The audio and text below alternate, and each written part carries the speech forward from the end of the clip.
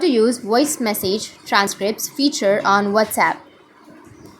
So if you want to use voice message transcripts feature on WhatsApp, then it's a newest update. WhatsApp recently introduced a voice message transcription feature, allowing users to convert voice notes into text. Here's how you can enable it.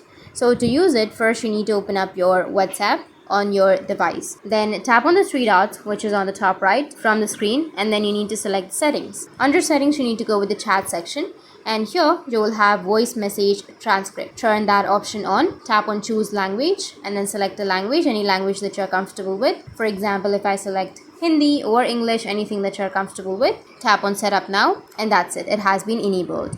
Now you can go back and go with a chat, any chat that you're comfortable with. From the chat, for example, if I have a voice message, I don't have a voice message right here. Select the voice message and then tap on the upper right, which has that three dots, and then tap on transcribe. You will have an option of transcribe. You might need an update and you will find the option. And once you find the transcribe option, you need to tap on transcribe and it will transcribe your audio. So that's it. And if you have any questions, feel free to comment below.